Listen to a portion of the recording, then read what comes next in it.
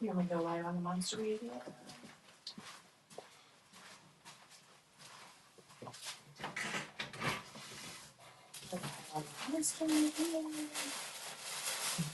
Got some nice fresh clay today.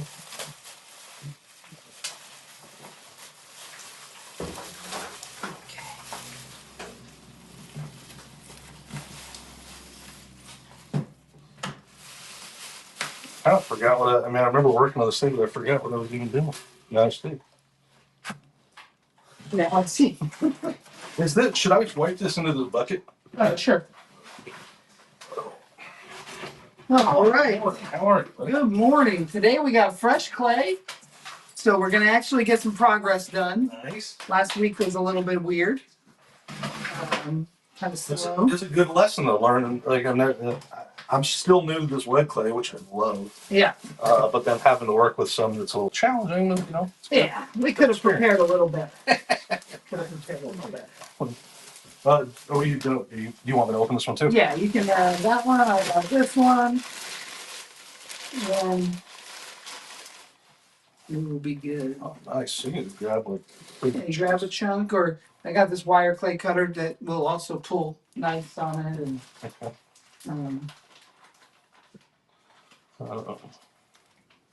I don't really want to run the air conditioner if we can help it for sound reasons. No, because last week it was on, and I didn't realize it. Not so bad, is it? No, it's not bad at all. In about another week? Yeah, it's an early summer. It'll get challenging, but you know what we can do is I can run it overnight, and what I drape off this door, I cover this door, and this room's pretty well insulated, so we could just come in and it'll stay cool for at least the first half if I just run the air conditioner before we're here. All right, cool. Nice. Tools.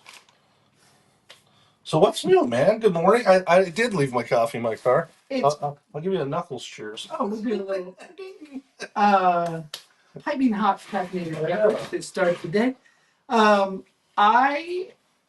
This week passed so quick, dude. I can't even tell you. Like, I woke up today and I was like, "There's no way it's Monday. There's no way it's Monster Monday."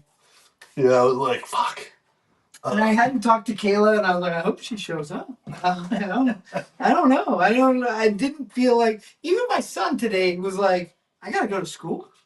We won first place in Pinewood Derby this weekend, which was nice. A really big deal for our little family. And how fun. It was, Pinewood Derby is the Boy Scout thing, right? Yeah, Scouts. Yeah. So we both got first place.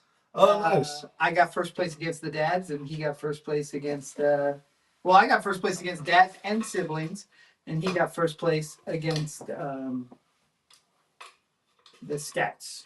That's awesome. So that was really a cool thing, and you know, I was probably prouder than he was. It's kind of a dad sport, I think. Right. My dad did really good at mine. He built my car, and when I was a kid, I had like the Pinewood Derby car, and but it was definitely my old man's efforts. I made it a point. I tried to let Cooper do all the work he could himself. Sometimes I had to run the drill or something that he's going to hurt himself, but he did a really good job. That's awesome. Yeah, I remember I was only in, I think, for 1 year. Cape Scouts or whatever. And then we did that, and I feel definitely the highlight. Yeah, it was fun, but I feel like it was not. I don't know where my dad was at. He wasn't really into all that kind of stuff. So I was a man on my own a little bit. Yeah. All I remember was like putting the magnets in the bottom. Yeah. Or was it the magnets from magnet weights? You know, just something to make it weigh about 5 ounces. And then like painting it. It was fun. I had a lot of fun with it. But I was always really jealous. Like my friend Ben Foreman got to paint his own car, and it just looked crazy. And like he went with black and put stickers all over it, like TNC Surf Shop stickers. Nice. And I thought it was so cool. But like my dad's cars looked real slick. Yeah. I didn't paint them. So did you do Cub Scouts and all that stuff when you were a kid? Very loosely. My brother was a serious scout, But I would like sign up if there was a camp out going on, or Iowa Derby, something fun. I was there, but I did not do merit badges. And I do remember building a birdhouse with my friend Ben's dad, Ken. He taught us how to build a bird feeder. That was the first time I ever used like real tools. And then I remember getting my totem chip, which is at the time was what you got to so you could scout legally carry a pocket knife. And that was important to me. I carry a pocket knife to this day. I'll always have a knife with me, and that. I have some friends like that. I feel like there's people that always have knives with them, and it's just like a very natural thing. If I were to put a knife in my pocket, I would be like, I don't know, I would feel like I was doing something wrong. But I grew up with them too, and when I was younger, I had them as well. But I don't know why it's funny. It's like, and then the buddies of mine that always have them, it's always so damn handy. Like, yeah, I use that knife all day, every day. Like, and I'm always the guy that Waleed always has a knife too, and so it's always I mean, it is really handy and just kind of a man thing, I guess. But also, like the majority of my working life, 18 years, was in a casino. You can't have a pocket knife. I would have gotten in trouble. So. I've lost. Steve Hansen says, "Hey, nice knife, Tommy." Steve Hansen got me that knife for my birthday. Oh, thanks. Good morning, Steve. And Steve Hansen's a knife guy. He's always got a knife on him. Yeah. I don't know. There's just something like ever since I got that totem chip in Cub Scouts, it was like now I'm allowed. Yeah. And but I've had more Leathermans taken away at the airport than I can count. Like I've lost more $100 knives at the airport. Because I don't realize they're on my pocket, and then when I get to the security, it's either, what do? You got to get on the plane. So they're like, well, you got to throw it away. Right. And somebody keeps it. Right. Nobody's going to throw it. I just nice collection of some cool pocket knives. Yeah, the Leatherman, man, that's a nice knife. So now I only buy generic Leathermans.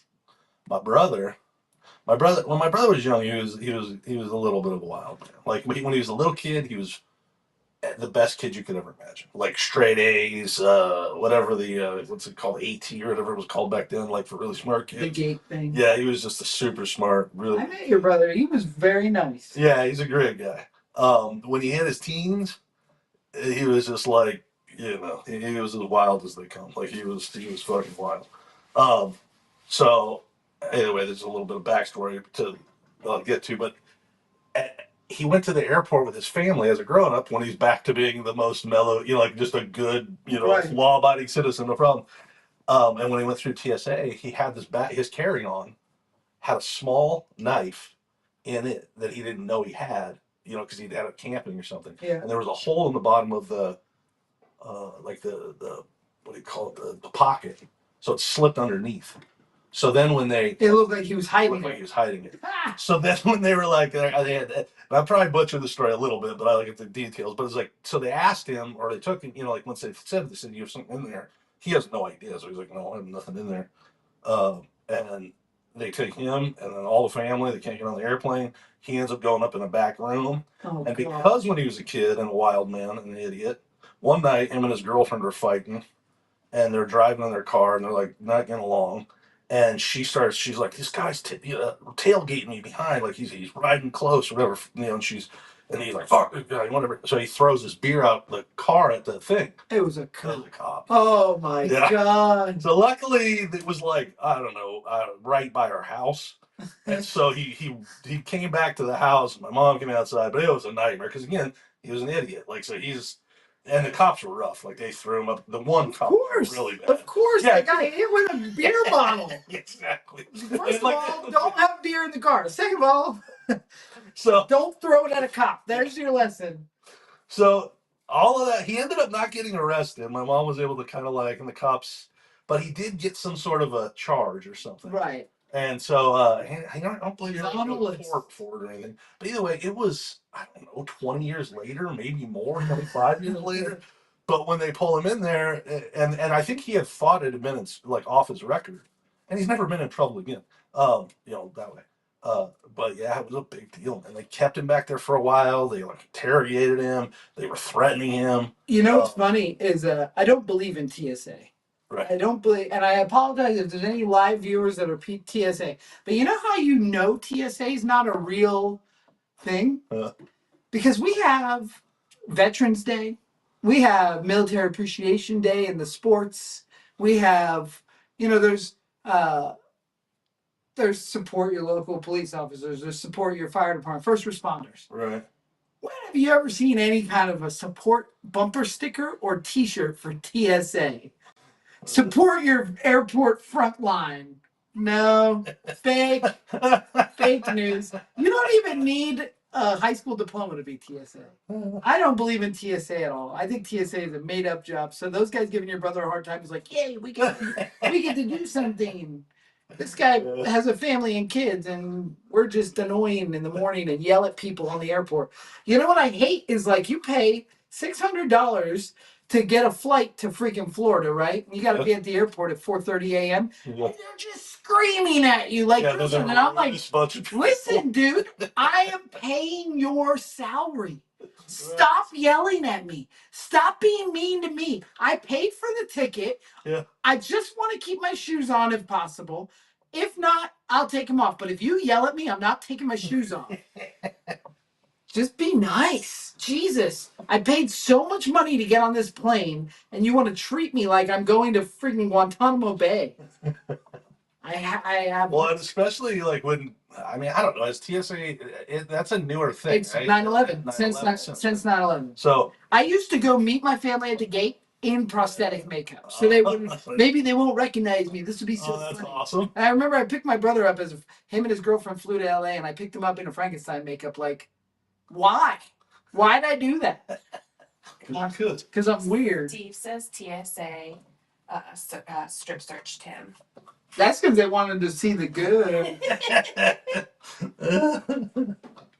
Yeah, and was to your point, it was like when things started getting dicey with TSA, you know, when they added in these new rules and all these things that were making people uncomfortable, they didn't do themselves any favors by making that experience. No, like it was like you felt like you were.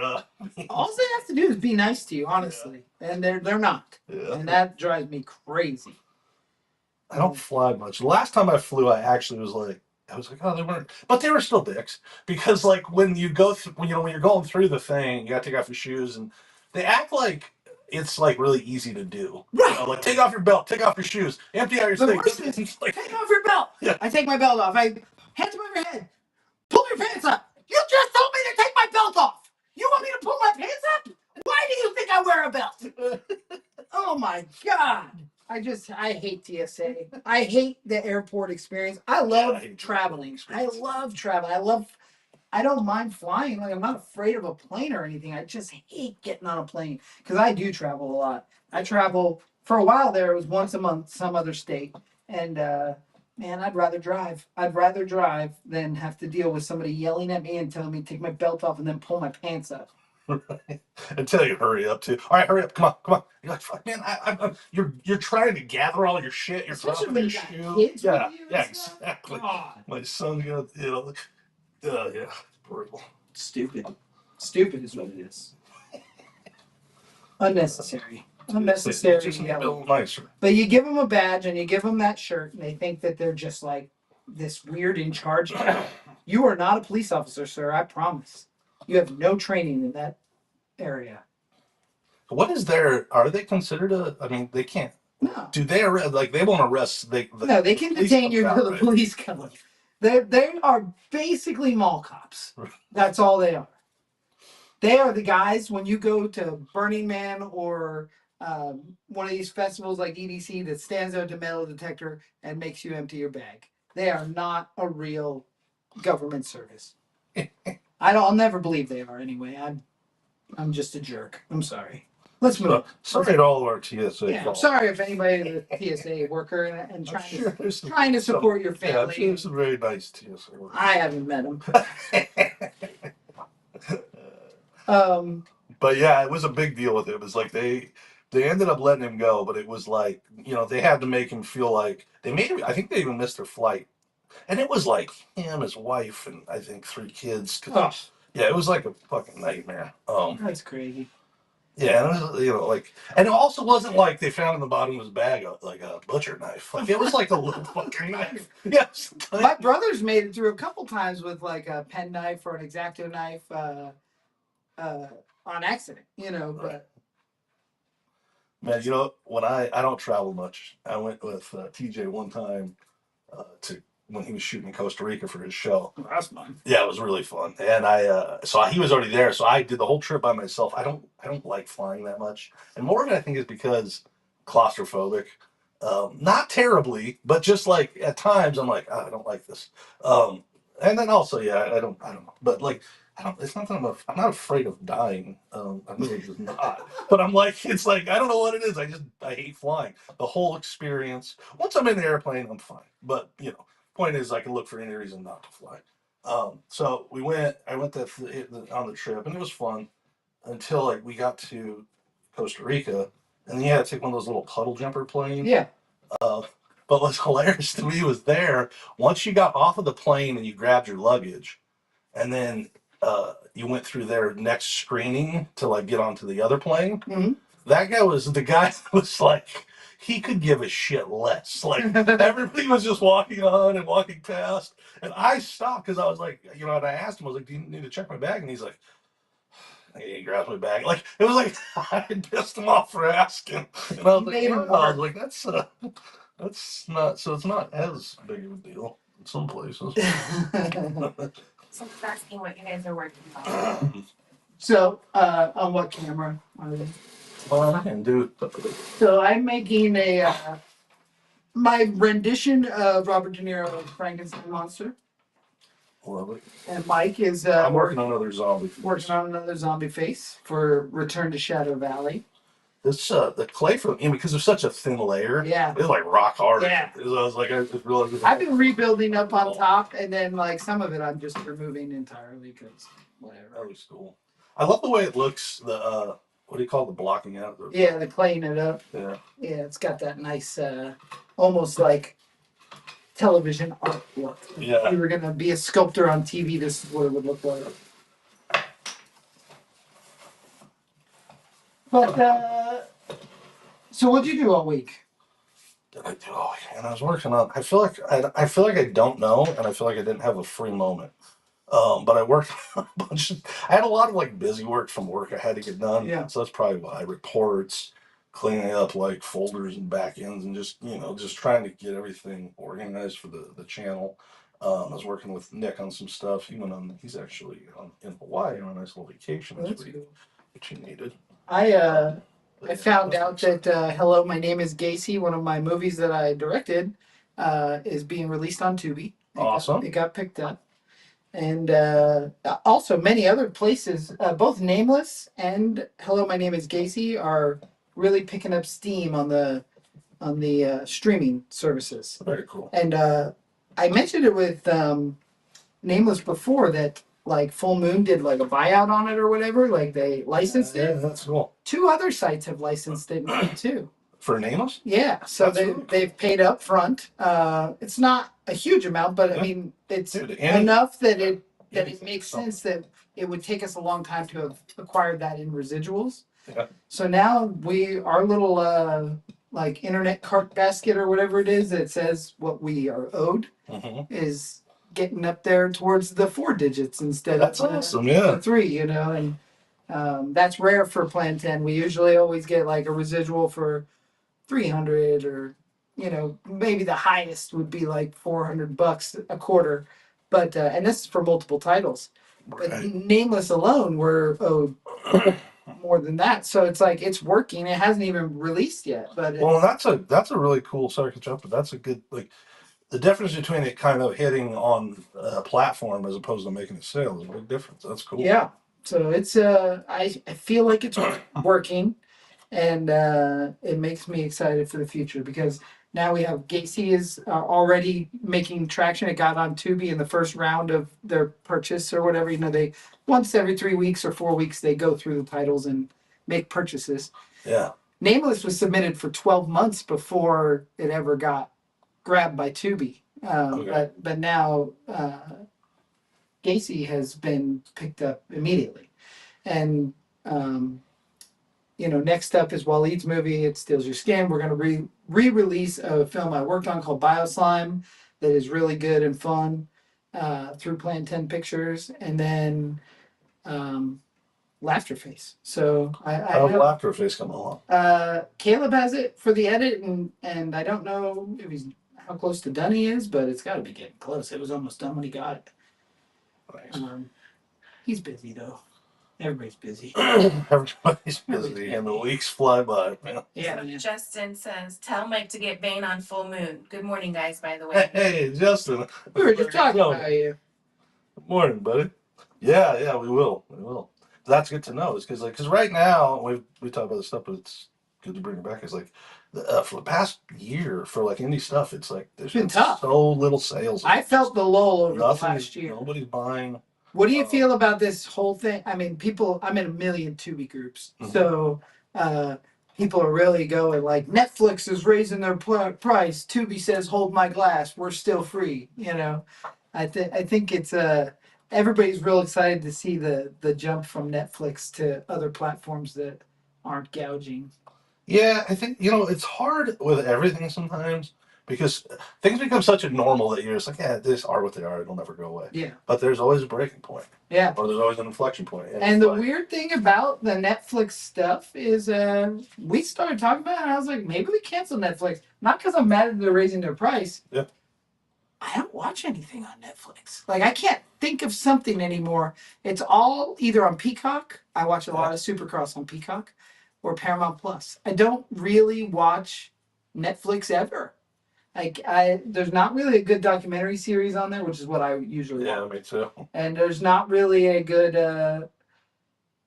like series like Yellowstone or something. I watch Tulsa King right now, and when I'm like at the end of the night or whatever, and that's on Paramount Plus. But I don't see. There's a new show on Netflix that me and my wife just started 2 days ago. Yeah, is it good? It's called Something Really Bad Is Going to Happen or something like that. Yeah, it was like it's a lot of mystery. We're like at episode 4, and so far I like it a lot. But it's the same thing. It's like when there's a period of time on all of these platforms where like you're like, wait a minute, I haven't seen anything I really wanted to watch in over a month or 2 months. Or a year, maybe. Like I honestly can't think of the last thing I watched on Netflix. To the point that when I turned it on yesterday, it didn't even look familiar. Yeah. So I was like, maybe that's time to cancel it. Well, and that's the thing. Is like once you kind of get it out of your system, then it's easier to let it go. I watch a lot of Tubi because I'm also more doing research for what I do. So I'm trying to see the poster art, the trailers, I like to see the marketing on Tubi and what pops to the top. I know there's been a couple midnight texts to you and Justin where I'm like, you're on the top. Yeah, that's cool. Because it's to me that's really exciting. In my R&D of how do I get my movie seen? God, if it would just jump to the top once in a while. And I'm hoping with like the kind of momentum that Nameless has going for it right now, I'm hoping that some algorithm somewhere is like, hey, people like this one. Maybe it's the poster art. Maybe that poster art is hitting. I don't know. Something is working for it though, and I want to find out what. So and also beyond that too is like what also because I'm not to say the movie is not worthy or anything, but I'm very curious to like. There's a reason why it's being bought, and at this point, it could only be the poster or the trailer. Right. Because they don't watch the movie. It could be. Could it be the fact that Katie Morgan and Ginger Lynn are in it? Could it be the fact that I don't know. I'm very curious to find out. And but if it is the poster art, it's hitting some kind of an algorithm that's nice. Maybe it looks a lot like Strangers or something. Right. Well, geez Louise, let's keep doing that. Oh, it's a really beautiful poster. It looks very Town That Dreaded Sundown. Waleed made it. Oh, it's nice. Steve in the hood. And it's just in Nightmare Toys font, which is a Chad Savage font. It says Nameless. That's it. Oh, really. Cool. And the old gas station burnt up behind him.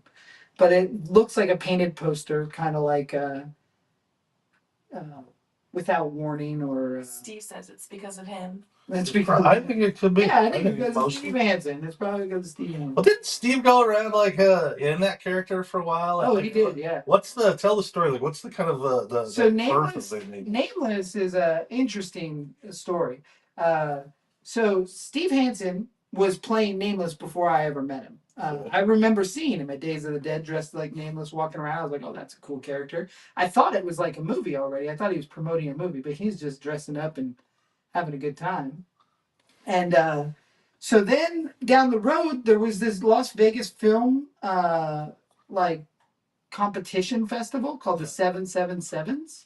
Mm-hmm. And that was, I don't know what year this is, maybe Like 4 or 5 years ago, yeah. 2019, 2020, I don't know. I feel like it was after COVID. It was called the 777s, and they wanted to make 7 movies for $7,000 in 7 days of shooting. And my friend Drew at the time said, hey, I want to do this competition. Or no, he actually came into my shop saying he didn't want to do the competition. He's like, oh, there's only 7 days, only $7,000. And I said, Drew, I have a script. We should do this thing. Well, and we could change it. I had a script called Mother's Day that I wrote about like a welder killer. Okay. And I was like, we could change it to that sackhead guy and your buddy Steve, because Drew knew Steve. I was like, we could use Steve for Nameless, but we'll shoot Mother's Day. I already have the script. It's written. It's awesome. There's 3-wheelers. There's killing and barbed wire. It's a great movie. And he was like, okay. And so I gave him the script. And then somehow he got done with the idea. He didn't want to do the thing, or I don't know if they moved on without him or he moved on without them. One way or another, Drew's parted ways from the 777. And I was like, man, that was our moment. Because I wrote Mother's Day back in like 2010. This is a movie that in the height of Plan 10 in the early days when Sasquatch, The Trek, Gould Creek, I was like, we're going to make this movie Mother's Day. It's going to be so great. Originally, I wanted Dee Snider to play I wanted Dee Snider and Felissa Rose to play the parts that Ginger Lynn and Steve Hansen ended up playing. But so cut ahead, I get to be good buddies with Steve, and he's my monster in Las Vegas Frankenstein. And right. Steve is, I'm not just saying this because I know he's listening, but he is my brother. He's my friend. He has done more for me than a lot of people. And because of that, I was like, you should make Nameless. So then I met this guy, Mike Lenzini. And Mike, that's you. He got me to make this movie called Las Vegas Frankenstein, and that went real well. And they were like, "Can we make another one?" And it was the same budget. And I said, "Yeah, I could do another one. I got this awesome script for Nameless because all I did was change my welder killer to a sackhead killer. He's still an automotive guy, right? But it was the same idea." And then I had some friends come around, and we asked if they'd be willing to make it, and then Kayla produced it, and then we made this movie. Well, I think that upset my friend Drew, and he thought that this was his movie somehow, even though it was my script. And it was, I became friends with Steve, but I don't know. He got a little bit bummed out, and that's okay. I mean, I understand feelings and stuff, and I didn't leave him out of it though. He was part of the movie. Like he was actually in it originally. He's been cut out just for pacing, but at the time he was in it, and we were still buddies and stuff. So. There was no harm, no foul in my opinion. But later, I believe maybe there was. I don't know. Right. But the movie is fun. It took forever to make. It was kind of the story of Nameless is like the story of how hard the movie was to make. It was hard to get it finished, and then it was hard to get it premiered, and we had technical difficulties, and then it was hard to get it released and find home on streaming. So in the last couple of months, the steam it's picking up. I believe everything happens for a reason. I'm like, well, this is the time it was supposed to hit, because last year was pretty pathetic for independent film, like getting picked up. 2 years have been very the last 2 years, which is when Nameless has been finished. So right now might be the best time for it to come out. I would love to I want to see like Nameless 9, Nameless goes to Mars, or what. I think Nameless could be a franchise that you just kept making them. It's a fun, generic, I say generic in the best way. Like, sackhead slasher guy. Yeah. I love the movie The Town That Dreaded Sundown. Yeah. I pulled a lot of influence from that making the movie. Like we used a lot of improv and a lot of slow, long shots, like The Town That Dreaded Sundown. I don't know if that will carry over to the audience because a lot of the current audience don't watch movies like The Town That Dreaded Sundown, which was so freaking great. But you know, Someone's asking you all like Mother's Day from 1980. you know it. That's the number one. Charles Kaufman. He made 2 movies: When Nature Calls and Mother's Day. Wait, did he say the original? We're talking 1980. Yes, of course. Man, Mother's Day is I would say on top slasher films, number 3. Really? I love Mother's Day so much. He made When Nature's Call, which is a complete comedy, and he made Mother's Day. And Mother's Day is fantastic. When Nature Calls, who's in that? I feel like I know that movie. I don't know. But it's a comedy, right? It's a comedy, and there's a bear on the cover. Yeah. But he's Lloyd Kaufman's brother. Oh, okay. And so Mother's Day, the original Mother's Day, is a trauma film. And so is When Nature Calls. Maybe I'm wrong about the title of When Nature Calls. No, that's the right title. But I absolutely love Mother's Day. Punk songs, disco songs. It's just great. It's just so good. I even use what movie do I talk? Oh, on Legend of the Sasquatch, I stole a line from Mother's Day. So, yeah, I love that movie. I know I've seen it, but I don't. That's the beautiful thing about getting old, or about losing your memory. You can watch it Is again. that you watch? Yeah, I just watched me and my wife because she was not really into horror movies, Right. and now she's liking them a lot more. Right. And so early on, we were like, she's like no interest, but we keep watching more stuff. And so I got her to watch some Friday the 13th because I was like, these are my favorite. So we watched. What's your favorite Friday the 13th? I think that my favorite has got to be. God dang it! Is it 7? 7? 7 is Yeah. Wait, because there's 2 right there. So which one is the one with the girl with the special powers? 7. And then 6 is the one. Yes, no, 6 is the one where Jarvis goes and digs him up and sticks the 6. 6. But I love 7 too. I love 7. Yeah, I even like 5 is the one with Roy. I love part 5. Yeah, it's so good. And that was what I was gonna say is as I was watching these. Part 5 is like could be real. You know? I forgot how much like I love about part 5. Oh yeah. But I do remember when I That saw scene it. when Reckless is running through the woods in the rain. Yeah. Terrifying as a kid. Like that. I grew up in the middle of the woods, man. That could have been in my backyard. Right. That was Yeah, I love, but I love 3 too. We watched 3. Friday the 13th. I don't know that there's. I'm a Jason guy too. Yeah, I just don't. I love them all. Part 4 is my favorite. Part 4. Part 4, the final chapter with Corey Feldman. Yeah. And then part 6, and then after that, part 6. But I love them all. I'm not Yeah, they're just. And I love slasher movies like that don't take themselves so seriously that you're allowed to root for the villain. I don't need a villain that's so dirty and nasty and disgusting that you feel like Henry Portrait of the Serial Killer. You're not rooting for Henry. You know what I mean? Maniac.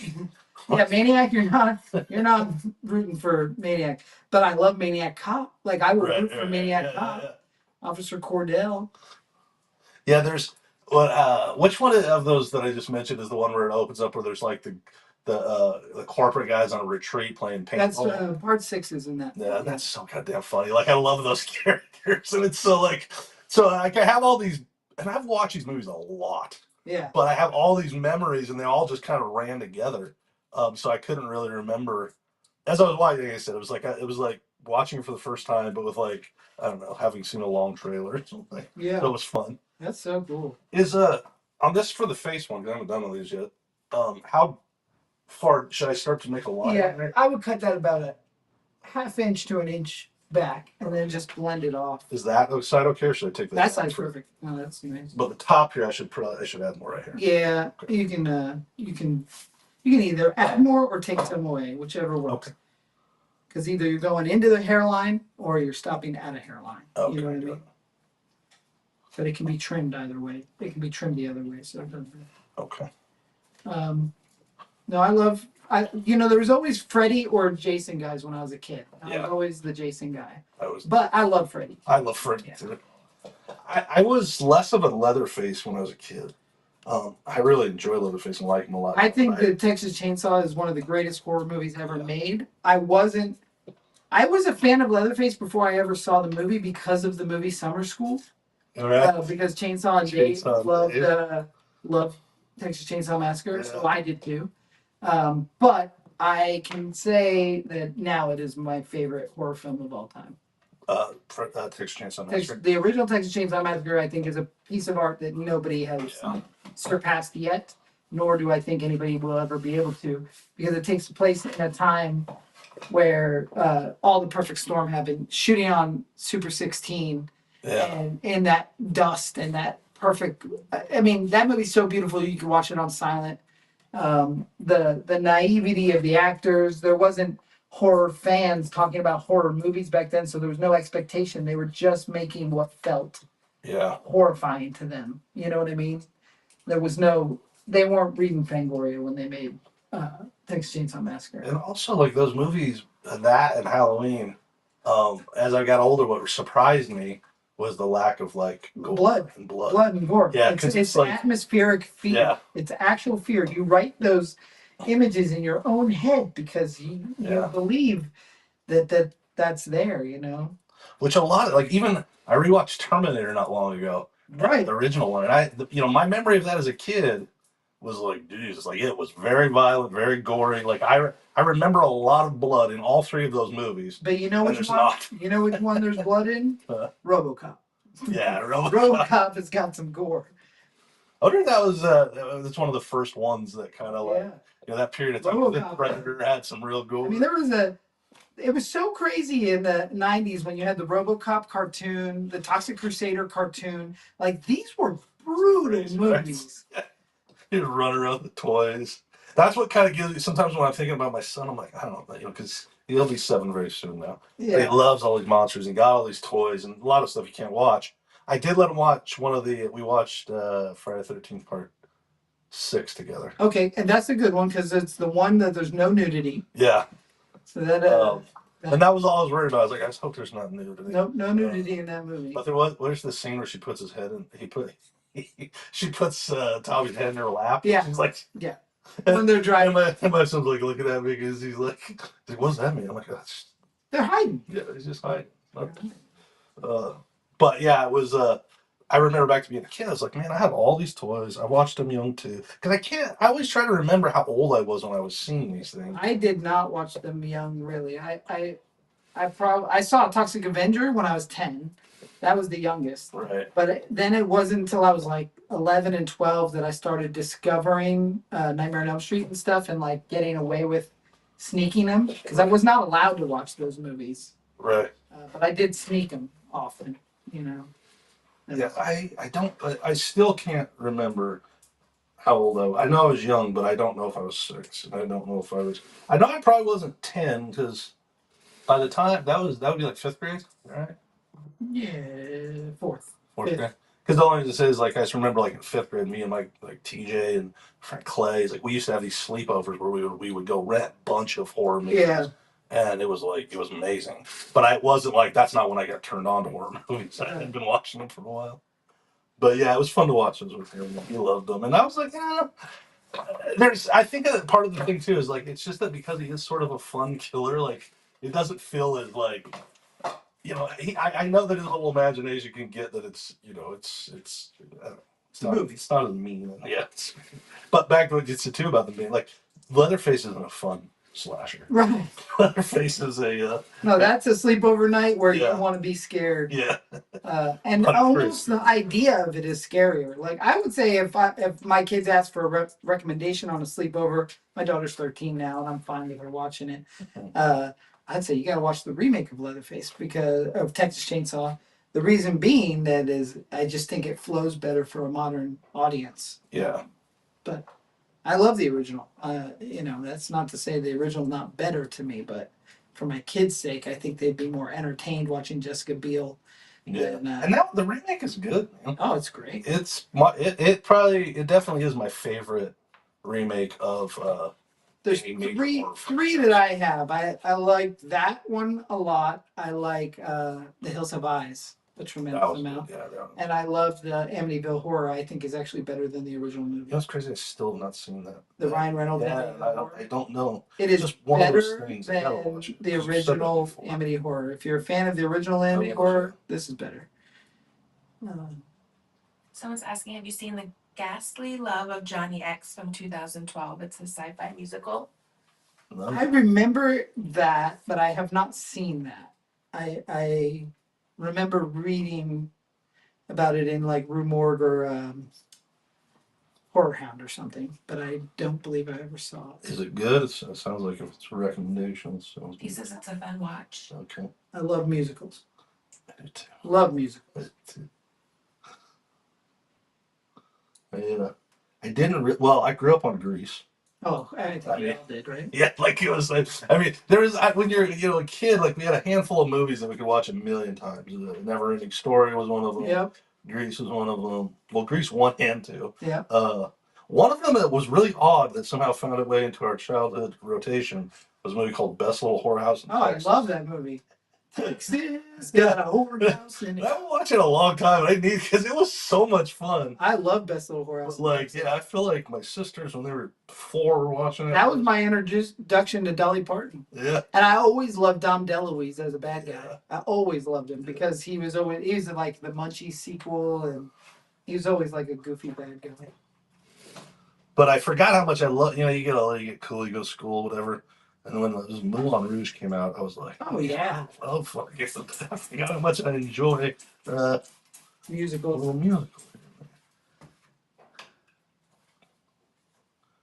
And that's why I want to do the little musical number at the end of. Yeah, I love that. So I started making the notes for the script changes, but this is what I decided I'm going to do because I'm just not a very good literary writer. Like I can write notes, but like I don't want to go back and forth 100 times. You know what I mean? Yeah. So I'm going to convince my wife to sit with me and just kind of fill in the spots that I'm talking about. Perfect. And then we'll do it and we'll highlight it or whatever in a different color, and then send the script back to you, and then you read it. And if you think something needs to be shifted or moved for cohesiveness, then go for it. You know what I mean? I'm not trying to take it off your plate. No, I'm trying to lighten all of our loads. 100%. So we're not just going back where I'm not going. I said I'm not picky, but how about this? And what about that? And blah, blah, blah, blah. So I've been working on a book lately, and I finished my first draft of the book, which nice. I am so stoked. Being somebody who never thought they could. never thought I could read a book, let alone write a book. So cool. I finished the first draft, and so last night Lola and I sat together, and we just went through it chapter by chapter. And I thought, oh no, this isn't right, because like my train of thought when I'm writing, sometimes I skip a bunch, or for ease of not trying to work something in, I just leave it out. Yeah. But I know it's there, which is kind of the similar with the Shadow Valley. Like there's a couple things I just need to add in there. So anyway, I just had her add it in, and then it's off to our editor. My friend Jamie's going to edit the book, and so and it's ready to be edited. I'm so stoked about this. Like I never thought that this moment would come. And what I'm most proud about, and it's kind of weird to talk about on this show, is that it's not a book that has anything to do with monsters, movies, horror, Tom Devlin's Monster Museum, anything that you would know me for. It's about taking an adventure motorcycle ride through the wilderness for 25 days. I love it. And it is 100% true. I did it with me and my 2 buddies, and there's trials, tribulations, life lessons, and it's just kind of a really cool story. And I mean, it's not even done. I mean, the first draft's done, but I'm just so proud. I feel like I accomplished something. Like almost like when, kind of the same as when you finish that movie and you're like, dude, that's watchable. Yeah, what the fuck? Like people can watch this, Yeah. So, I don't know. Yeah, that's really cool. I had an idea about the script because, so when you said, the thing about the spark plugs, when you said you're going to change it to cutting gas lines. The only thing that popped in my brain that I was like, I didn't, was like, I was afraid to maybe lose or might not play well, I guess is what I should better say, is that the way that that's written in there, it's very sort of, um, I think keeping JW in the shadows Yes. is important. So when you first sent it to me, I'm like imagining this scene that we're gonna have. Or like creepy crawling. That's not gonna. But then I was like, oh, after I kept thinking about it, I was like, oh, okay, it's in my brain, to use it, but this is what I came up with, is that like when the car guys are trying to start their car, we just see a drip on the puddle. They step out into a puddle of water. And then we see it by the bikes too, though. So we know somebody's sabotaging. And you can still even. And maybe we don't even show it on the bikes. We allude to the fact that the bikers did it. Right. Well, yeah, you could do that too. Yeah, 100%. Or something. All I was gonna say, if you want to keep, kind of, another like peek in at JW being the mastermind, it's the same shot, but instead of him rolling spark plugs, he's wiping his knife off or something, and it's just meant to be fun. You know what I'm saying? It's not like, but it solved that, because that was the only of all the things that you had said. That was the only thing in my brain, because immediately I was like, I'm just imagining a scene of him and I'm like, that kind of doesn't. No, we don't need character. I kind of like the idea, maybe alluding to the fact that it's somebody else too. Yeah, I like it too. And then it's not, and we find that out when they try to escape, and you're like, oh, it's not those guys. But yeah, well, and that's the thing. Like, I don't want to change anything to the point that, like, I just want to patch some stuff up. Yep. Just to make it make sense. And have you talking about you were changing the changing to the music stuff. Have you guys worked on any music, or because I talked to a very good friend of mine, Ben Foreman, who's been my best friend since kindergarten, and he is a musician as well. And he, out of the blue, because I asked him to do sound on the movie. He's a professional sound guy in LA. That's what he does. We haven't worked together in years, but he got his start with me and my wife. And so I said, hey man, would you do the sound on this movie? And if so, what's your rate? Because, we're low budget, blah, blah, blah. Yeah. The guy works on like The Mandalorian and stuff, So it's like, but he wants to do the sound. He thinks it'd be a blast. He's got it penciled into his schedule.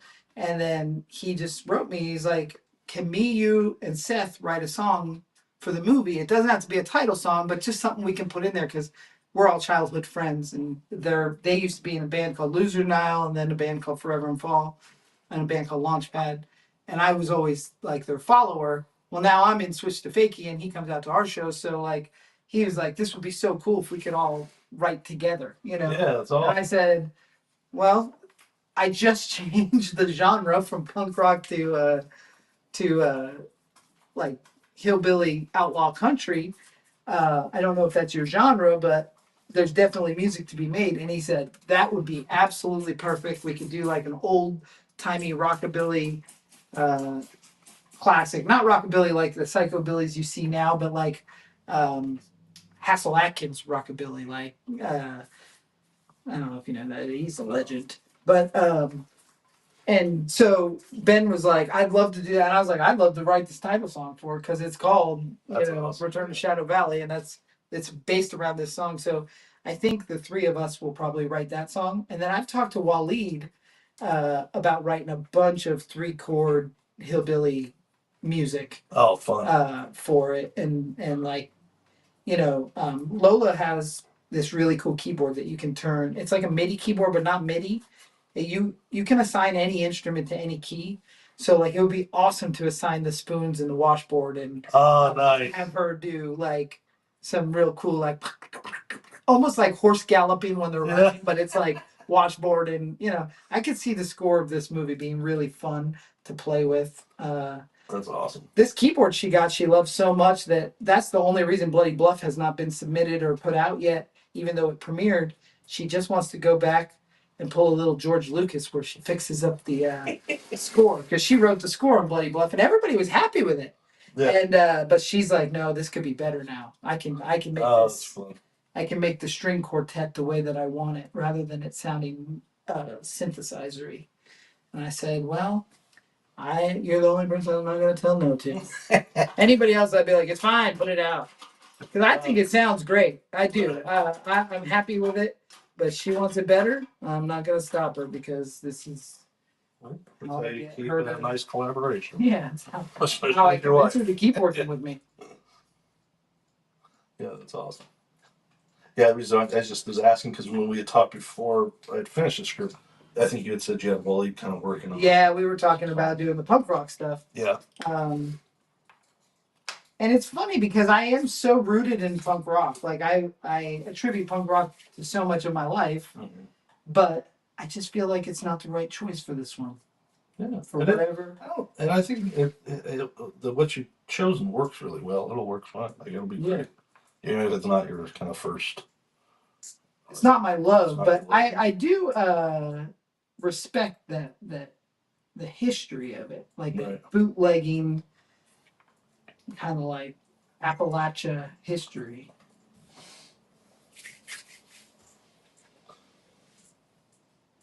I did work a little bit on the perk stuff, but I wanted to have it all done by today, but I didn't get it done. But I will get it done this week.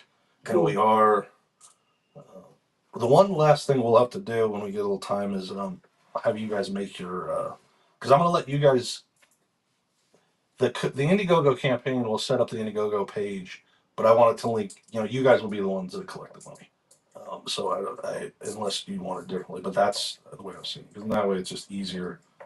It's the budget for the movie. So you'll just need to set that up. Okay. And then we'll, because I just want to, once we set up that account, I probably could set it up and then just give you guys the passwords, but then you'll have to put I don't know when you have the financial stuff in. Yeah, I don't know about that. That's all the girls, they don't let me do that. I have to ask before I even spend anything.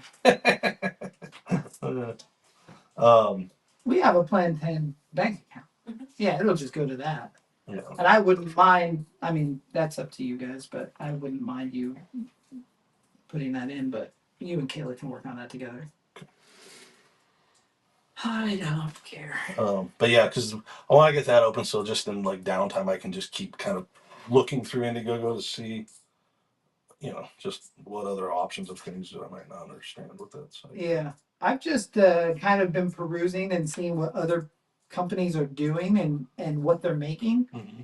And I just can't wrap my mind around, based on the perks, how they're reaching those numbers. I mean, they're just getting blind donation, like blind donation. That's not and not even anonymous donation, but like a donation that doesn't, like, I don't need a perk. Here's my donation. Well, and so I think that there could be a little trickery in there with that. But I can say my buddy John Kerry has posted an Indiegogo this week. Not for a positive reason. He's having a tough time, and he reached out to his friend groups, and we're selling a bunch of "Hello, my name is Gacy's" and donating all the proceeds to him. But he blew past his goal, like $2,000 past his $3,000 goal or whatever, and so people are there doing that, just giving. Well, and that's what I was going to say is, like, I think that's those companies, the people that I talked to that were the kind of what do you call it, the experts in this stuff. Their common thing is like, most of your money's going to come from your friends and family. Yeah. And that's that's our little challenge. Is like, that's not, it'd be great if they do, but I don't want to rely on friends and family. Yeah, because like, well, we do that if we're not doing it. Yeah, and it's like, and I just think that that's not something that we can repeat. So I am really excited to see, because what I do know is that we do have to have, we got to get a lot of backers. We got to get. I don't know. I mean, hopefully we can get 500 people. And I was really trying. I talked to a couple of the celebrities that I would like in this movie, and I was telling them about what we're doing and what we're testing these waters. But I also made a point of talking about how I want the backers to feel like they're getting the best experience they ever got on one of these projects. Part of that is I don't want any celebrity involved in this movie that will not take the time to be with those people, to share space and share stories. And I want any celebrity that's cast to be on board with, like, we are on a mission of having the most fun, Right. And how's that been? Like most people did. oh, very open Don't to it. get it. Very So, open yeah, to it. 'cause I talked to Brett Wagner. He's very, very into he loves this stuff, and he loves fans, he loves filmmakers, and he understands a lot of the backers are filmmakers that are looking to expand upon their relationships, whether it be Yeah. networking or their resume. And then also Ginger Lynn, I talked to her, and I have she just loves people. It's hard Some to of those people we talked before, it's just like when you see them at the conventions, they're just so comfortable. Yeah. It's so cool, and it makes the experience so Ginger is one of a kind. cool. Yeah. We met her on Nameless, and she's never gone away. She's like adopted us. Does she live in Vegas? Yeah, she lives about 15 minutes from the Monster Museum. Oh, nice. So we see her a lot, and she'll come to my backyard barbecues. And That's awesome. she's awesome. She's the best. Someone was asking where we're filming this. Where? Yes. Pahrump. We're gonna shoot in No, Pahrump. the actual, like, in the workshop. Oh, Like, where are we at? Where are we're at 1313 Effects. This is my my effects studio, and it's in Boulder City, Nevada. And this is where we shoot every Monday. It's a lot of fun. I had a question I thought of for you when I was just thinking about doing this week that I actually wanted to ask you last week. I forgot. But with makeup effects, what is one of your I don't think I ever asked you this, but it's like what What's is your one favorite of job you ever did? no, like what was there ever an effect that you're like that you didn't want to do? You know, like where you thought like, oh, that's just like it was a little bit over the top. No. No? No. Was there ever like one that Listen, I made a vagina bed because so that what's- was is that was your- the is that job. one of your weirdest ones? No, I mean, I've done a lot of weird stuff, but I'm a hired hand, so Right. though I've never had to do anything that was like snuffish or like child pornish. I did a movie called Torture Room that was pretty brutal, but it was all for a good reason. Like it had an ending, you know. Right. Yeah. Brutality with an ending or brutality for revenge is okay, you Right. know. When you're telling a story, I've never had to do anything with like child porn or weird Right. anything morally unsafe. That's never been a job that I've been offered. I wouldn't do it. I tell you the one time I was uncomfortable. There's a very famous effects artist named John Vulich, who's one of my heroes, and he owned a company called Optic Nerve. Optic Nerve was most people think Glenn Hetrick from Face Off, but he purchased Optic Nerve from John Vulich. I loved John, and I was honored to get asked to work for him, and it was on an adult film. And John Vulich made the iconic penis hands and Edward penis hands. So to work on an adult film for the man, I thought this was a pretty cool opportunity. And I did a thing where it was a prosthetic of a girl had two anatomical holes. Okay. You know, one on top of the other, and like a freak show kind of thing. Right. It was a fun makeup, and they made the prosthetic. I didn't do that. I just went on set to apply it. But while on set on this adult film, it was being shot at Kimbo Slice's house, who is like an ultimate backyard fighter. And it was up in Canoga Park. There was no cell phone reception whatsoever. And the way they talked to these girls and the way that the attitudes were on set, it felt dirty and disgusting. And I was getting paid a lot of money to be there.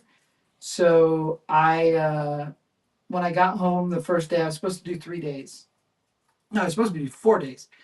I had 3 days more that I was going to do. The 2 with the double vagina, and then 2 with one with 3 boobs. And I love the 3 boobs one because it was like Total Recall. Yeah. But we were selling these as real. Like this Right. is real. So anyway, when I got home, I said, "Man, I can't even wash the filth off me. I feel dirty." I did not like the way they talked to the girl. I didn't like the way the behavior was. I felt like I was doing something dirty. Right. So I passed that job on to a guy named Steve Costanza, who's a very known makeup artist, a good friend of mine at the time. And I mean, it was $800 a day, so anybody's going to take that job. Right. But I just morally didn't like it. And I thought I would never work on adult films again. That was my first adult film that I ever worked on. And then down the road, I get approached by this company. Well, actually, it wasn't even a company yet. The future company Wood Rocket, but the director, Leroy Myers, contacted me to do a Nightmare on Elm Street porn parody, and it's called Wet Dream on Elm Street. And I was like, God, I don't like that world. I don't work in that world. It's Freddy Krueger. And I called him and I said, how close to Freddy Krueger can I get? And he goes, we'd like to get sued. And I was like, okay. So I made this movie for Wet Dream on Elm Street. And I got to make the glove. I made the glove out of like silver vibrators. It's yours. Made the Mine? Oh. Made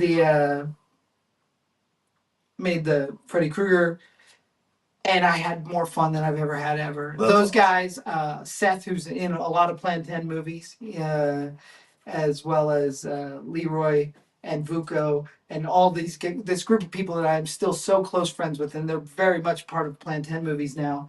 They, it was like making Saturday Night Live, but with nudity. It was so funny. So that one experience, I'm glad didn't break me, because I did have another experience on a adult film that I didn't enjoy, which was the Star Wars XXX, and that was a director named Axel Braun, and I didn't like the way he behaved, and I just didn't want to do it anymore. And Right. so those are the two times that I felt like, I don't want to do this. And the Star Wars one was awesome. I mean, it's beautiful. We had land speeders and stormtroopers, and I did the whole cantina scene, but That's I quit awesome. after the first day because I was just like, oh, this is before I even had kids, but if I had a daughter at that time, I don't know if I could have handled it. But that's not the entire adult industry, and I stand by that. Yeah. I did, I don't know, 30, 25 Wood Rocket features that were porn parody, and I've been nominated for AVN 15 times. I won one. Did you really? Yeah. I don't know if I did. For a movie called The Puppet Inside Me for most outrageous sex scene. It was a puppet, like Muppet, Jim Henson Muppets. Did you get a trophy for that? You know what? I didn't. That's a sad spot of mine. The sore subject. Yeah, they gave it to the performer. Bringing it up. They gave it to the performer, but not the puppet performer. How come the puppet performer didn't get it? I had to be in the mix. I was there. And I made the puppets. I birthed those puppets. No, I didn't get the trophy. I wanted to just borrow it so I could mold it. Like, let me make my own. But at the end of the day, I love working on those Wood Rocket films, and it was a highlight of my career. I use my real name. Everybody gives me a hard time, like, why didn't you have a porn name? Because I'm real proud of the work I did. Yeah. It was a lot of fun. It's definitely a piece of my story. But that first John Vulich one, the first Optic Nerve one, it had nothing to do with Optic Nerve. This wasn't their fault. Yeah. But the producers making the thing, and Kimbo Slice, who I had an extreme distaste for until I watched this documentary on him afterwards. That was like, okay. He passed away, right? Yeah, he's gone. But I felt uncomfortable, like involved in trafficking or something. But later I found out, I talked to the Wood Rocket guys about this experience once I got more comfortable and they became my close friends. They knew the girl. And she's great. And they had nothing but wonderful things to say about her. So because I was always nervous, like, is this, like, she's fresh off the boat from Argentina. Like, is this something, are we okay? But they knew her, and they said she's great. She's a wonderful person. And although sometimes that shitty dialogue is kind of how people talk in that industry, it probably wasn't as bad as I was perceiving. I hadn't been around that. And I'm a perpetual superhero. I don't know if you know this. Oh, I'm a good guy. Or I try to be. You are a good guy. Yeah, it depends on who you ask. But, so, like, when it comes to the movies, though, then I see movies, sometimes it's kind of fun, I would imagine. Like the idea of like doing a vagina bed, is that kind of like how the fuck are we gonna do a vagina bed? Oh, no, I mean, to me, that was the easiest job. But Oh, like, yeah, just make a giant puppet, flat plate mold sculpt, be underneath it, blah blah blah blah blah. It's like Audrey 2, but it was a vagina. That was a fun one, man. I actually really enjoyed that job. I enjoyed being on set. I had a lot of fun on that movie. The That was a movie called Doctor Deathface. The the ones I don't like is when the director takes it so seriously that they just have forgotten why we're all there, right. and they forgot that everybody's there to help them achieve their goal. And we talk a lot about this on. I have a Friday show called Tales from the Vault with Nightmare Christie, and we go through my old film catalog, and we talk a lot about like my experience on those movies, and a lot of the times it's like, well, this could have been great, but these guys take themselves so seriously. And I'm not saying don't take your job seriously. I'm saying understand we're just making movies. We are not. Yeah, there's like a pretentious. We're not building bridges that need to be safe. We're not the military or the fire department. We are just making entertainment for entertainment's sake. Nobody asked for these movies. We're just making them. You know. So sometimes you got to remember that while you're busting your butt and having a good time. I hate to hear stories of these independent filmmakers that are like, it was like going to war. And I'm like, but why? Right. Why was it like that? You're with your friends. You guys are all living your childhood dream. What do you mean you're going to war? I think it's just those people that like to tell a really tough story so they have this like climactic end. And I think it's unnecessary. Well, and I think also maybe where you get a little extra, you had, because you had so much experience working on so many movies, a lot of indie filmmakers, when they go make their first thing, it's like, they're not ready for how big it's going to be, how much work it's going to be. Oh, it's a ton of work. And if you don't have a good personality, like if you're not good at managing stress and you're not good at managing even challenges, and that's a tough job you for you. fall apart fast. Yeah. Yeah. And that's what you see is like when it's bad, it's those types of people that it's just like I used to work with this guy, Eric Forsberg. And Eric, his mom like created Second City Comedy. Oh, wow. And Eric had been in the entertainment industry his whole life. But God, when it came to making movies, this guy was miserable. He was a miserable person. He had great stories. He knew everybody. He was this, good friends with Stuart Gordon. But when it came to making a movie, he was just such a dick. And the same thing I talk on Tales from the Vault about Tom Calloway. I love Tom. Tom Calloway is a DP that is responsible for our childhood. He made Critters. He shot Critters. He shot a bunch of like really prominent, awesome B movies. And working with him on set, though, it's like, God, this guy's miserable. I don't understand. Offset, he's the most jovial. We are friends. I love him. We have everything in common. And not really. He's from Texas, but I love Tom Calloway. I'm a fan of his work too, but if you tell me he's the DP, I'm like, you know what? Let me refer somebody else. That just has more problems than not. I just can't stand being around miserable people that are doing what other people would pay to do. Right. You know what I mean? Let's all just have a really good time and stop being mad. Right. Yeah, if it stresses you out so much. Maybe it's the wrong job. Go work at Costco, man. Something. I don't know. But that's just how I feel.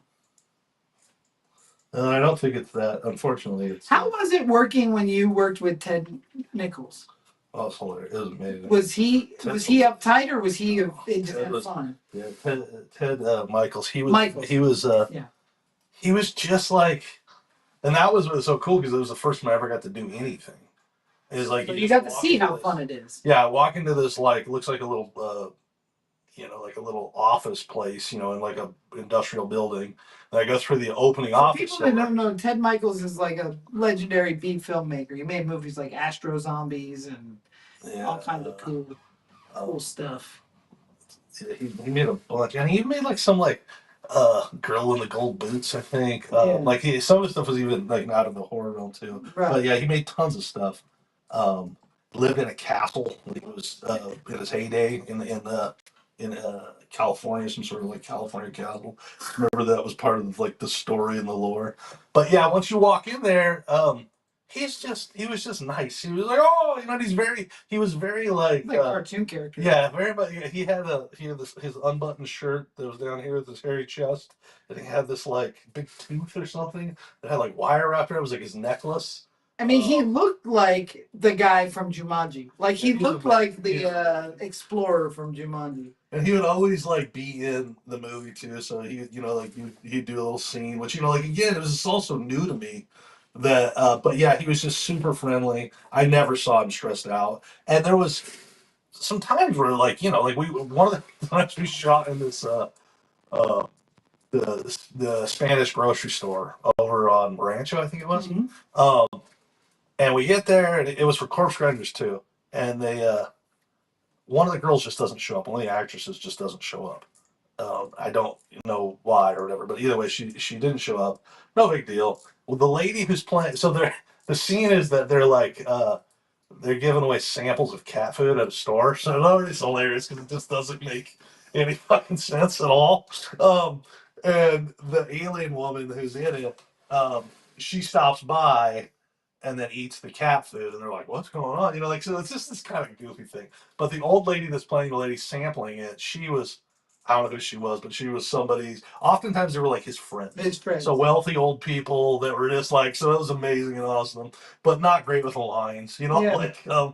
And so when the girl didn't show up, this woman had remembered her lines so well, and her line was like, "Hello, ladies. Would you like to try to find something?" She couldn't undo the plural. She couldn't stop saying ladies. I was like, I got to hold sound on that. It was the first time, so I was laying at this table, holding up this boom mic that was probably not in the right spot to begin with, because that was also kind of like, there was just, not that he didn't know what he was doing, but there was a lot of kind of hilariousness of it all. It was like, yeah, just right there, just lay right there. Like nothing seemed to be really, it was just like spur of the moment decisions. But yeah, I feel like we did like 100 takes of that, and every time she was like, "Oh, I'm sorry, okay, hello, ladies." And he just didn't give me. Okay, let's do it again. Okay, he was just, I don't know. He was fun, man. He was a really nice guy. That's awesome. And it was cool, yeah. So I was very lucky, I think, to like, Hey, you're lucky to get that experience. yeah, just to get to do that, and then the fact that he was just a nice guy was cool. And he could talk to you, like I remember like.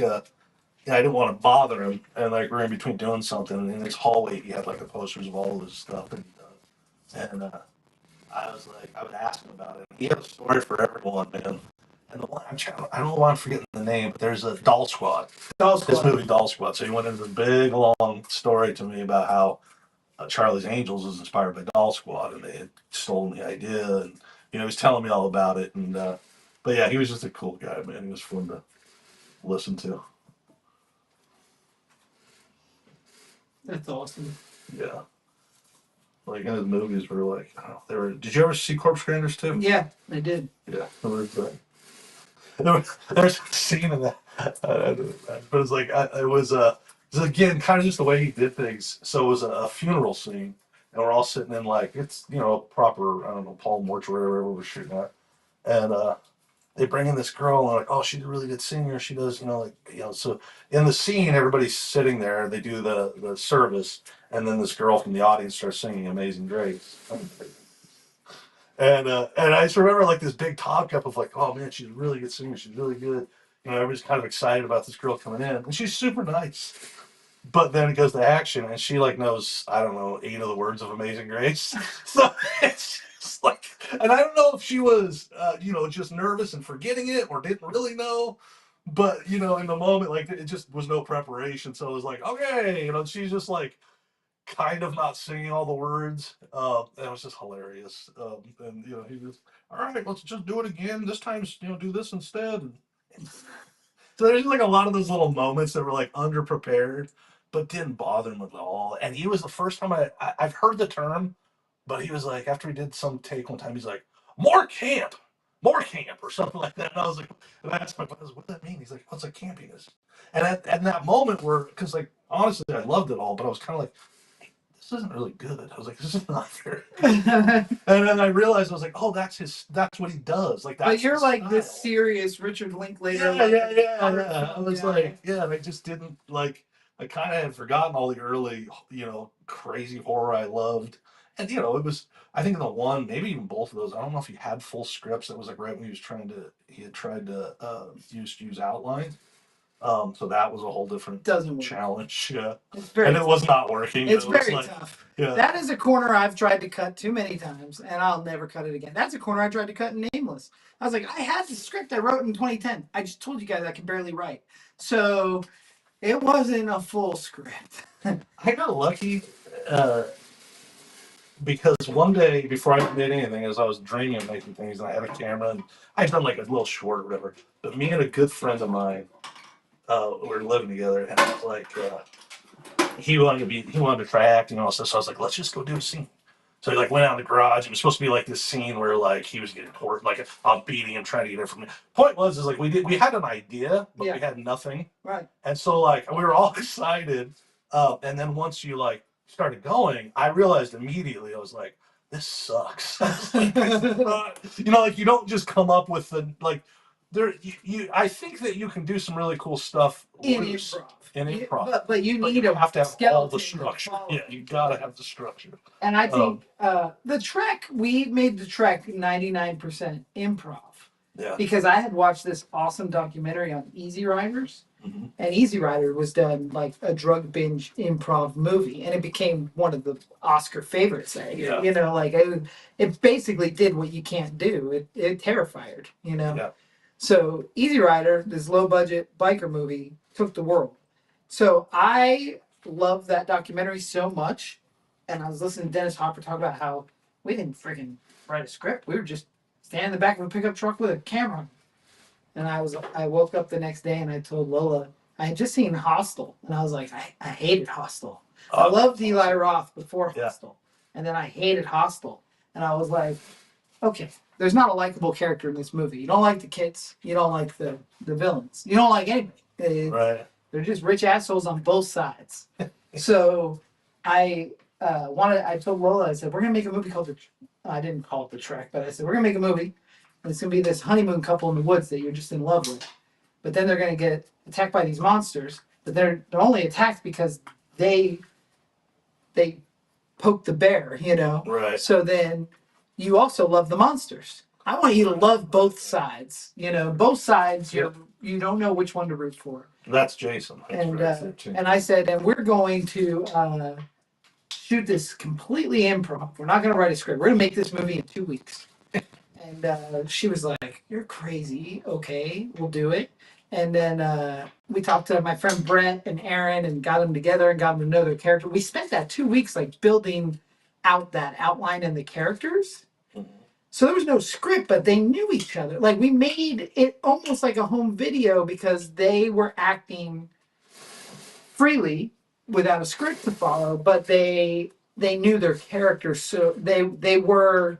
Yeah, they felt really comfortable. And then I did a bunch of interviews, including my grandmother, which is really awesome, and who's passed away now, but she'll live immortally in this movie, and she's really good in it.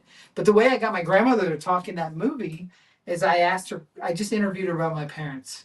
And so every answer she was saying was truth. Every story she was saying was truth. Right. So it doesn't look like acting, you know what I mean? And then we just made it that she's talking about Keith and Kim, our characters in the movie. That was a really fun experimental film, and because of that I thought I could get it back on Nameless. The problem was with Nameless is it had a huge cast. Yeah. So to get all those people to take their characters seriously and to take this process seriously, these weren't just a bunch of art theater people that I was dealing with. These were like some B-movie stars, some newcomers, some haunted house hangarounds. On the same page, you know what I mean? So it was like the most important thing with improv. That was a lesson learned. It took us a long time in post because of this choice I made. But in the end, that movie is totally watchable, totally fun, entertaining. It all works. It just takes finessing. You don't have to say, "Oh, it didn't work. We're done." Just took a little bit of work editing, a little bit of work with the score, and Well, we had to cut. I cut one guy, really cut him out a lot of the movie. Wasn't working. And then some of the choices, like I had mentioned, Drew Marvick was in the movie and now he's not. Well, that's because we didn't really know where I shot that before. I didn't know where the movie was going. I shot the ending first. So it was like, it didn't really work. His character's not in this movie, you know? Right. So we took it out. Yeah. No maliciousness, no. No, and Drew's a good actor. Yeah. Oh, great actor. Everybody knows that. Yeah. We give him like. Everybody knows that. Yeah, he's really good. But it just didn't fit at the end. But Jason and Amber ended up coming back several times. They're also in that scene, and Chris Arredondo. So their storyline fit. The improv nature was tough, but I love that we did it. I love that we tried. You know, one of the best lessons that I learned, but it took me about 30 years to realize it, was when you're young. All of us that want to be like the filmmakers and these different things, we listen to like these masters talk about these things. Like, Dennis Hopper talking about like making this movie, like, dude, a script. And when they also had lots of drugs. That's where me and Dennis Hopper are different. But also there was like a level of like the talent and mastery of their thing. Like you can do these things. That's at the beginning, though. Dennis Hopper, Jack Nicholson, Peter Fonda. This was the beginning of their career. But I think that they had the freedom to make that movie how they wanted to. They were using other people's money. They were partying their way across country and documenting it. And then they added narrative. It was beautiful. It's lightning in a bottle. And I guess that's also my point is like there's so many factors that go into it that you don't know you don't know. So when you're like, oh yeah, I could definitely improv this thing. You can figure out all the reasons why it should work, but you don't understand all the reasons why it won't. You don't even know what they are. Right. And so even to that, like with that is, I think I would still attribute that a lot of its success is the fact that those guys, they grew to have great careers because they were talented. Some people are just born talented to some degree. You still learn and grow. I also just feel that it's a different era, man. Like we can't do what they did because it was illegal. You can't get away with what they got away with. You know what I mean? Right. And that's okay. It's like Texas Chainsaw Massacre. It's lightning in a bottle. It won't be recreated. You can't compare Terrifier to Evil Dead. You can't because they're not the same. Yeah. But Terrifier is its own thing. It's its own thing, and now I think that what Terrifier did is something that we can still do right now. And if we find the right crowd, I'm not saying make a clown movie that is successful, but I think we can make a movie like Clerks. Here's the thing, Clerks was something that happened that is more than likely never going to happen again. Some guys making a movie off short end film in New Jersey who have no experience whatsoever, and it sells at the largest film market in the world. You know what I mean? That's crazy. Yeah, the truth is, because a lot of that stuff is like just a moment in time too. Yeah. It's like if Kevin Smith never made a movie and was whatever, 20, 30 years younger, and today woke up and made Clerks, all the same situation, no one would give a shit. Nobody care. Yeah, no one would care. There might be a small underground following of it. But very small. And we'd watch it on Tubi. Make it to Sundance. We would watch it on Tubi, and as soon as we saw it's black and white, we'd switch back. Yeah. And that's another thing that's like, I've had this conversation with some filmmaking friends, and they're like, I'll make this movie, and I'll make it in black and white. And I'm like, I remember I used to think some of that stuff was fun too. And I'm not saying you should. Sometimes you should, if you want to. But also understand what you're doing. I'll tell you what I want to make more than anything. A silent film. I do too. I want to make a silent film, and I want to make it fit as if it came from the silent era. I dabbled with it on Las Vegas Frankenstein. I got to add a little bit in there, but I want to do that for real. Like I love the idea. I've been because I love silent film. 10 years. I love the Golem. I love Nosferatu. Cabinet of Dr. Caligari is freaking awesome. I want to do it, but I want to experiment with it. Like I want to do what it does, but I want to just play with it and see where it goes. And that's why I haven't done it, because I'm like, I'm asking for years of something that I don't have extra time for right now. But one day I will. One idea I always had, and you might think of this sacrilege, but it was like just to kind of understand it was like, I was like, I'm going to take Nosferatu, strip all the sound, and just like play with it, like do an edit through it with adding some different I think music, it's wonderful. adding some different titles, just like, and only just so that I can like. Did you ever see the Nosferatu that Typo Negative did the score for? No. Yeah, Typo Negative, which is a very famous vampire band, redid Nosferatu, and they took the movie silent, but they wrote a score. They scored it and put it out because it's public domain, so you can buy that copy. Right. And I think that's brilliant. I didn't write. We have an idea to do a Nosferatu adaptation. I don't really want to talk about it out loud because somebody else will do it. It's brilliant. It's something I want to do with my wife. I want her to be involved heavily, but I'd love to see her direct it. But I don't know if she will. But with our newfound talents as of recent, I think this is something that could really be done. Well, and then back to what I was getting at there too, is it's like, if you want to make a silent film, it's just like, you just have to realize that you're up against the challenge. Yeah. And so you can't expect, don't be upset with like. The nice thing about the Plan 10 movies and what we do is I really don't make them for success. I make them because I want to make a piece of art or make a story that I want to tell. So if Slaughterhouse on the Hill isn't seen by 100,000 people, it's okay. I just wanted to make that movie so it existed. Oh, I gotta show you today. When we're done, before you leave, I gotta show you something. Oh, nice. It's so cool.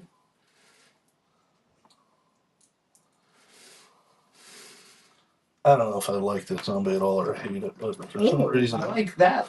I like that. For some reason, I feel like I'm just You're not finding that one? Yeah, I don't know. It's like everything I try is like, okay. Do you think it's because it's just on front of the head? Would you rather work on maybe? But I honestly think maybe the thing is that like just because the first round it was crap. It was like a little harder, so like I just got stuck in some spots that but it's it is what it is. Hey, we don't have to keep it. Not all of them are. But it's still fun making it. So. But at the end of the day, we need to. I like to hear when people don't know if they like what they have. Yeah, I'm happy to be a critic of my stuff. So I think that's good. Well, our friend Terry says hi and that your mask is creepy. Hi, Terry. That she would watch something in black and white. We made it. Yeah. It's I love that stuff, but it's like I said, it's funny. It's because like there's some people, like you said, the Clerks. I know people that just never watched it. Even back in the time, the whole world was like all talking about it. There's like I can't watch a black and white movie, and it worked for him because it was still black and white. Yeah, but it was in that total moment of like photography and art, and I don't know. It hit me at the right moment. Well, and also at that time too, is like there wasn't the independent movie was sort of.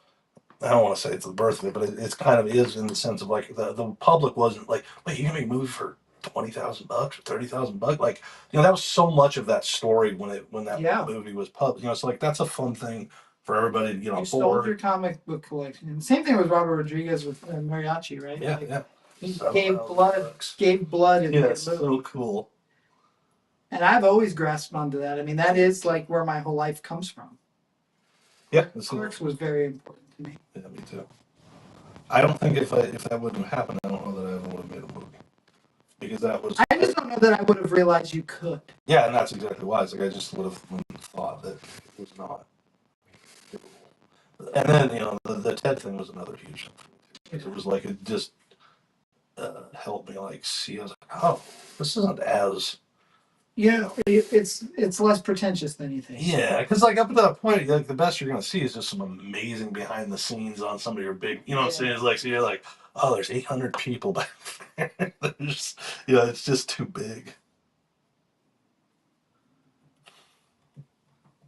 I started not a real company, but when I was a kid, I called it Backyard Productions.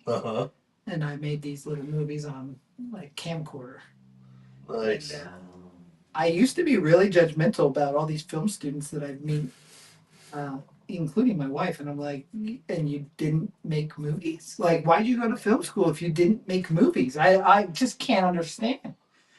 I'm kind of putting myself on a pedestal, Right. And that was just a weird thing. But I understand now sometimes people pick a job and that's what they go for. But at the time I was like, poser. You didn't make movies. Like, you have no right being Make a here. movie, yeah. I understand. And meanwhile, my like VHS movies of the kitchen slasher, I'm like, they're not art. I promise, guys. They're terrible. They're unwatchable, or I would have put them on YouTube by now. I promise. But I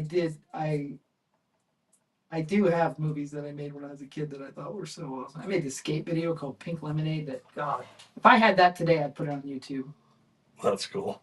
YouTube's a crazy thing, man. I was searching my local town, like East Stroudsburg, Pennsylvania is where I grew up. I just put East Stroudsburg, Pennsylvania punk shows, and I found videos of me from when I was 14, Really? 13, 14, and like these punk rock show, like basement shows and stuff. And That's and awesome. you see me like jump up on top of the crowd and do a flip, and I'm like, this is so insane that somebody caught video of me when I was a child, and it lives here online. It's crazy. I gotta look that up because I've never thought about that. But I went to so many shows of that. Like you said, you went to the 100. I guarantee you, if you Google or YouTube search, the 100, 1998 or whatever, you're gonna find those shows, because that's what I did. I just looked up East Stroudsburg punk scene, 1990s, and I found all of these videos. I found multiple videos with myself in them, and I was like, "This is crazy." I showed my kids. I was like, "That little blonde lemon head kid, that's your dad." Back when the like bleaching your hair was so cool. And one of them, I'm wearing a Collective Soul shirt, not ironically. That's what I love about you, because I feel like we're very similar in that way too. Is like you have like you're very hardcore into the punk and all the horror and all that stuff at the same time, but you're like, I like Collective Soul. Yeah. Yeah, I was always that way. Like I would have. I don't know. I would have some. You know what it was? Did you ever do Columbia House? Oh yeah. Oh, so I did Columbia. I like ripped Columbia House off. I'd always get the 30 free tapes under a different name to the same address, and they never somehow caught on. I never paid for Columbia House in my life. I got hundreds of tapes. I got, and that's how I heard all the music, because like I'd get like Rage Against the Machine and Collective Soul. Yeah, because whenever you go there, Pumpkins and Pantera, Far Beyond Driven. When you order from that catalog, you always have like 3 you knew you wanted. Yeah. And then you'd be like, oh, like I just picked up on cover art. Just cover art. Or just one song you heard on the radio. Yeah. That's cool. Yeah, I remember buying some. Tara wants to know what time you grew up in again. She wants to look up those videos. She'll never recognize me, I promise, but she might. I'm wearing huge baggy pants, very blonde hair. It's called East Stroudsburg was the town. East Stroudsburg, Pennsylvania. But specifically, there's a show at the Gate. It's called, it says East Stroudsburg Punk, The Gate. And you can see me do a flip over the crowd in a very, very backyard, 7th, 8th grade. It's not in the yard, it's in a building, but a building about the size of this room. And there's probably 40 kids in there. I mean, it was intense.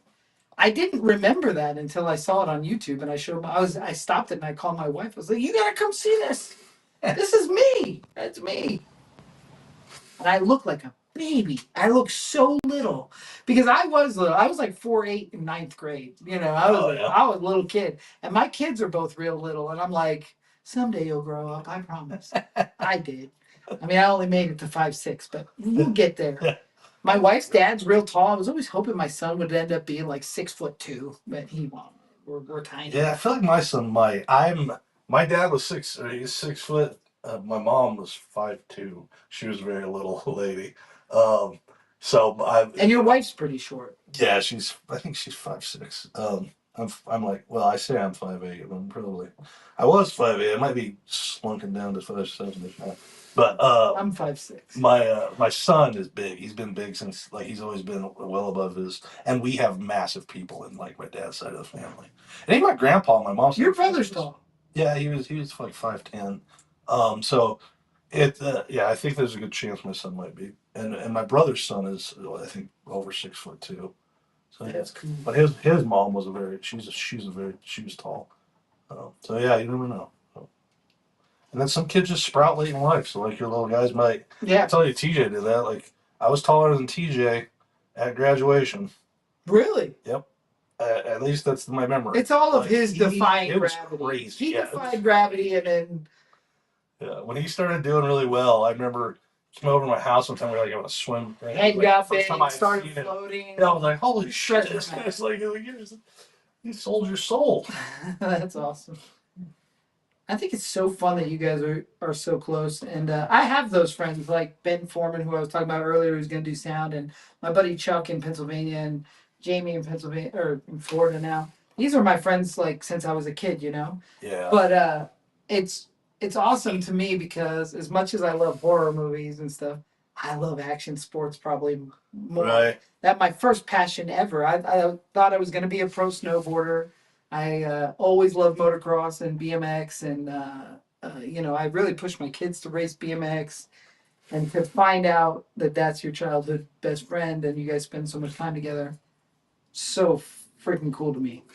Yeah, it's and that also was a fun moment in time for us too in our lives too. When the action sports thing hit, you know, the public, like it was like so. It was cool to be able to also see somebody that was in, you know. And you got to see it from the outside because you didn't really partake in the sports, but It wasn't enough. I liked watching it, but I knew that I never thought for a moment. The crazy thing is like the amount of the public that I mean, late '90s, early 2000s, extreme sports were everything. You know. Yeah.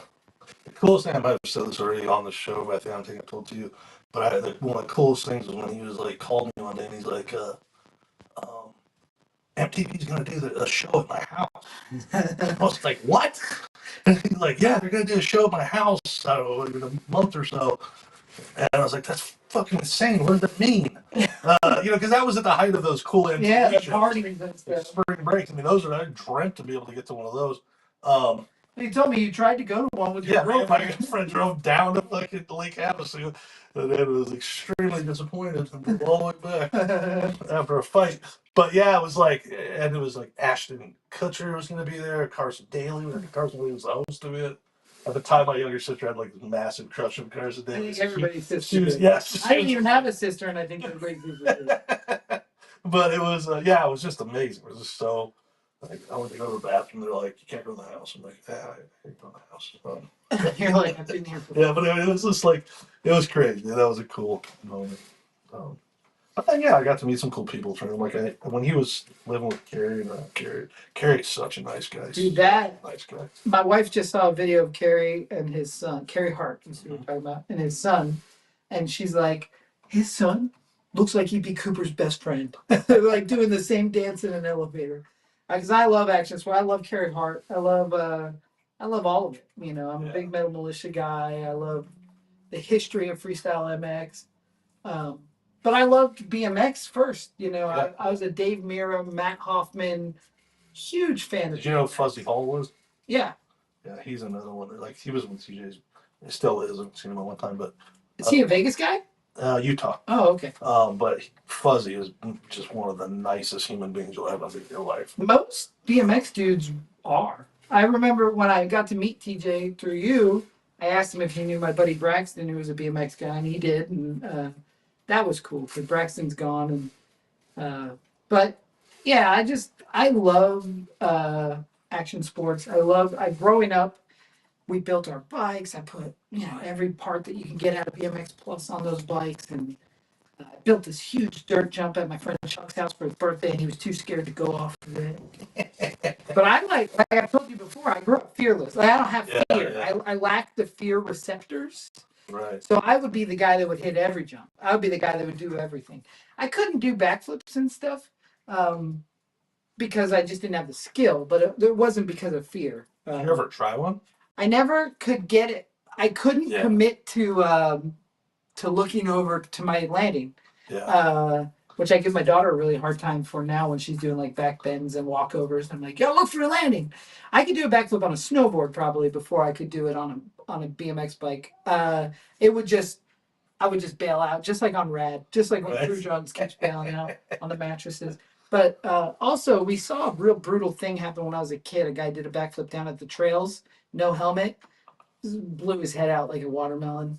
Really? So it's like, that was always like, ooh, I don't know. He died? Yeah, it did. Holy shit. But then the, like I was always the guy, neck. You throw your legs off, feet off, hands off, I could do it all. Bar spins, 180s. I could never make a 360, which is funny because I could only like land the 180 and pop backwards as quick as I could. But that was that looking for your landing thing. If I could have just looked for my landing, I could have done it. On a snowboard, I could 360, I think I 540 many times. You ever do like flips on like diving board or trampoline? I did that. I used to love trampoline, diving board. Like crazy.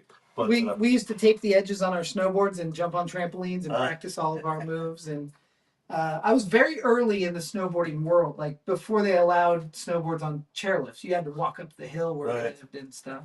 So I competed a lot with snowboarding and I loved it. I built my own little team, but I had like some co-sponsorships. I was sponsored by Joyride and Ignition. And oh, nice. I really thought I was going to be a pro snowboarder. And then I broke my ankle skateboarding in 3 or 5 places or something. And because of that, I did no longer compete snowboarding and I became an effects artist instead. I really think if I would have set my eyes towards any direction, though, I would have achieved it. It could have been effects artist, could have been snowboarder, could have been BMX guy, could have been chopper builder, whatever it is. I think I just chose movie makeup, and then once I did, I dug in, Right. But I really think I wasn't naturally gifted. I fought for it, and I think I would have fought for being a firefighter, anything. Right. But I think about that often. I'm like, I could have done anything else, but this is what I did, and I love it. It's unique. Yeah, it's amazing. I always thought being a action sports cinematographer would have been good, or a video guy. Like I love video cameras, especially back in the day. Like I still have my VX2000 from all the skate videos, and I love that. The Canon XL1 and all those old cameras. Yeah. I love that stuff. And I would have really enjoyed filming action sports and making videos like Up in the Ante or Crusty Demons of Dirt or whatever. Oh, Frank. What time is it, Kayla? 12:15. We are going to have to wrap this up because I got Mo coming to pick up the pirate skeletons. Well, moving up plenty along. So here's my guy. This is what I came up with. That's looking good. I think the teeth look a little chiclety, but I love the forehead stuff. Okay. I think the other piece, I feel like it needs an edge that I didn't get. Yeah. I wouldn't call that your best work. Right. But I'm not saying it's a... No, it doesn't hurt my feelings. It's like I said, I just knew and I do this with art sometimes, like anything, like with scat, sometimes you're just like, you're having fun, but you're like... For realism's sake, I think the mouth looks goofy. Yeah. But I don't disagree. I think you could have built up a lot more clay to give the angle of a real mouth, rather than the flatness. And, he's here. I was just talking about you. He who? What? So, guys, we're going to wrap this up because Mo is in the building. We're going to deliver some pirate props. I already put him in the truck. Oh, you already put him in the truck. Do the spinny things and all that stuff work? Everything works. I need to put a little bit of electrical tape. I replaced the plug on the on this. So let me. My wife brought the electrical tape. She's next door, and I'll just tape up that. Other than that, they should be good to go. Awesome, man. I just made this Frankenstein monster. Have you seen Yeah, I loved it. the new one?